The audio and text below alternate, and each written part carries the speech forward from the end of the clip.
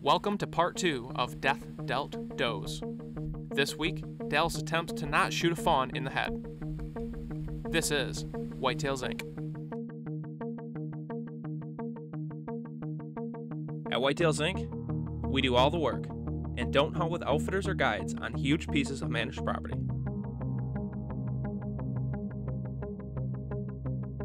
We're do-it-yourselfers just like you.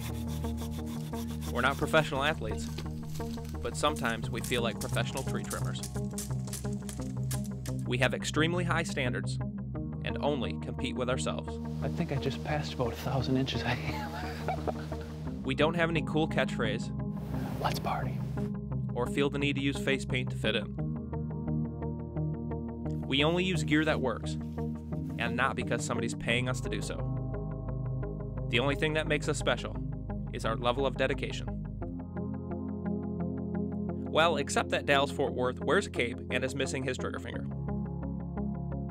Welcome to Whitetails Inc.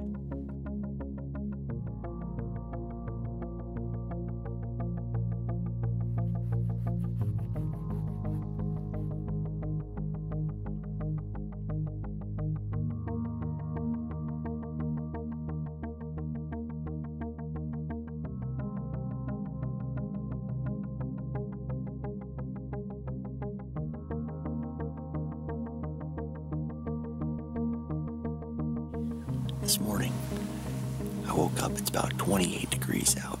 Hopefully try to catch a doe come through. I'm really not too focused on bucks right now, but I want to get a little meat for the freezer, get a good kill on tape, and we'll go from there.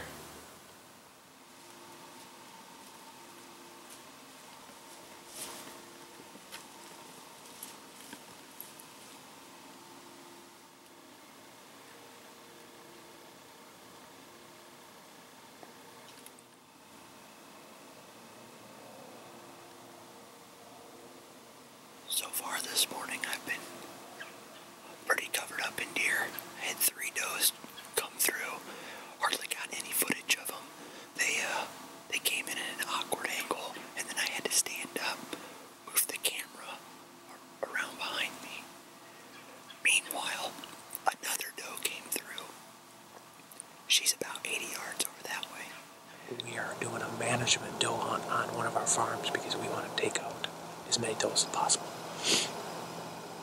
There's an overabundance here, so we're basically shooting everything we possibly see, every doe. And with this weather, who knows what we might see? We might see a big buck, I don't know. It'd take quite a special animal for me to pull the trigger this early with all the ground I got to hunt, all the stands I've been looking forward to hunt. But this morning, it's all about the does. This morning, we have another team member with us named Brian Weist, who was killed in a car accident. Shane's brother. It's been a few weeks now, a month maybe. Not even a few weeks, Shane. So, it's part of the reason why Shane's here. So, Brian's out here with us. He's going to be with us all season long for all of the team members. And I couldn't think of a better morning. He's smiling down, going, you lucky dudes. Well, this morning, it's incredible. So, life is short. Do whatever the heck you want to do. And stick around. We might just get a crack at a fat old gypsy doe. I like the gypsy does because they tend to wander a little bit more.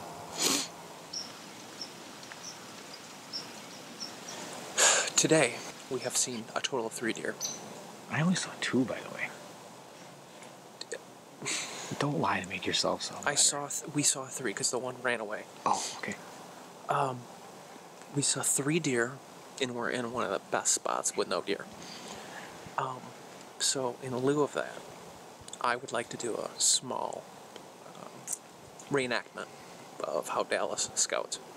And because I can't grow a beard, pretend that this is my giant trucker mustache beard. So I'm walking around. Yeah. I'm Dallas. Okay, we're walking. I'm walking around, and I'm looking, and I say, that spot right there, there's a bunch of trees and thick brush. That looks awesome. That'd be a spot where deer would come through. But to be honest, it's not a very good glassing spot. I won't be able to see more than 50 yards or so with my binoculars. So I'm gonna keep walking. Oh my God, look at that. There's a tree in the middle of a field.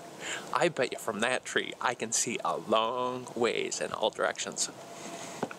I'm gonna climb that tree and hunt. There, that's my impersonation of Dallas. But I love him, so that's why I did it. Because he's a glasser. He's a heavy glasser. He once wore out 2 pair of Vortex binoculars in a single season.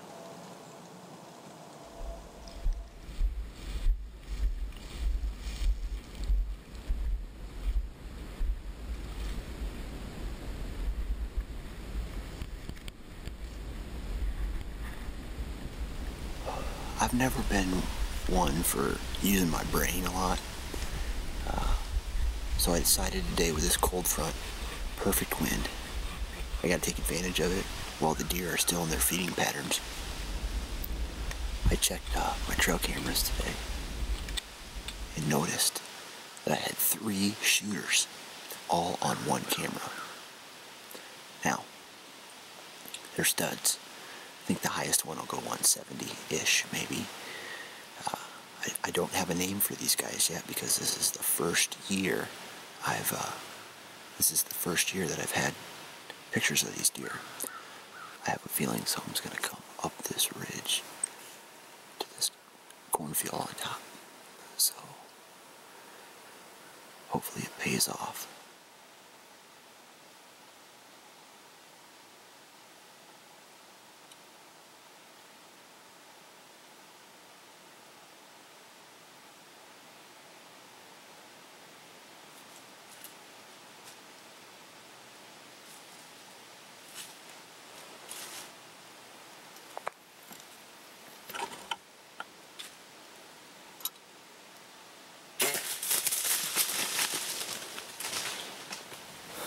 I don't even know what to say.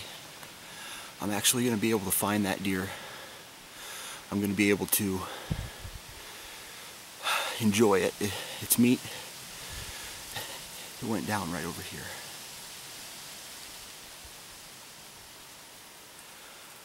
It's going to be a SOB to get out of here. But thank you very much, nature. Well, I'm down out of the tree.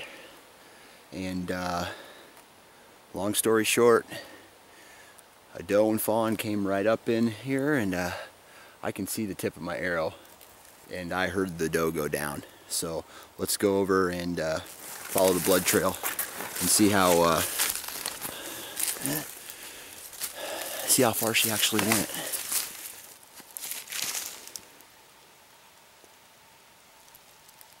There's the broadhead. Here is lung blood. Now let's follow this. Blood, oh my lord. These epics are crazy.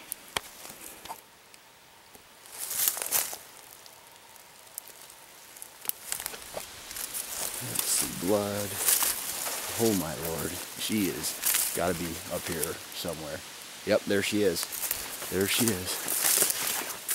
Oh my lord. What a beautiful, beautiful animal. That's where I shot her. And there she lay. Not the biggest doe I've ever shot, but I tell you what, it's fun all the same. Oh, I love doe hunting, man. Absolutely love it. I completely double lunged her, and she didn't go but 10 yards, and she's gonna taste good. Congrats and good job, Dallas. What can I say? Doe hunting is awesome. Any of you who don't take advantage of the long seasons to get out and fill some doe tags, do work. It's a great warm-up for a long season of hunting the elusive, mature whitetail buck. All right, we're here with Gerald with Epic Broadheads. Explain kind of how you guys' company came about, what your guys' philosophy is, and how you guys. Yep, no problem. Well, I own an archery pro shop. I've been a archery retailer now for about 15 years.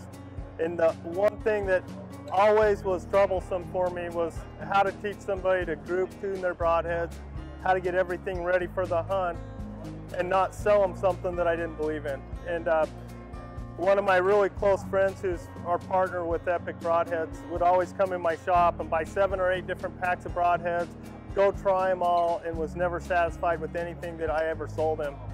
So he's like, why don't we build a broadhead? And I'm like, okay, but it has to be 100% no blades in the airstream, because that's what makes a broadhead plain and hand torque. You know, so if you have bad torque, your arrow's gonna fly not true to where your fill point does. With ours, you can torque your bow and still get it to hit in the same spot, you know. So it took a long time to get it perfect and perfect it, but that's how the company started. You know, it's just in my archery shop, whittling on wood, having tubes of cardboard, trying to design a broadhead, and then, you know, it just went from there. What makes up an Epic XC3 is this is the inside piece. There's a little neodymium magnet on the inside of there. So when your blades come in to the magnet and your arrow's spinning centrifugally, they're not gonna come off that magnet, okay? Everything is machined out a lot to get this broadhead to weigh 100 grains. That was probably our biggest feat, is to get it to be 100 grains and still have it to be durable. The coolest part about an Epic XC3 is after this slides down and your blades are in it, this actually goes over your shaft, which eliminates your weak spot. Okay, the spot where a mechanical broadhead fails is where the broadhead actually seeps into your insert. That's the weakest spot. That's where it's going to break. Where this goes over it, it creates such a strong point right there that you're not going to break your broadhead off.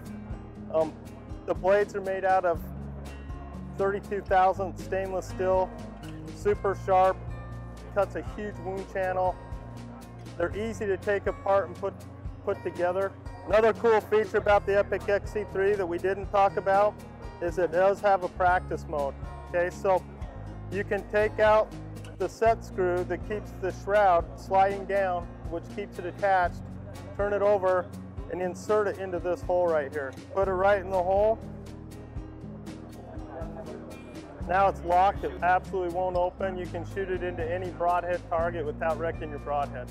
Pinpoint accurate.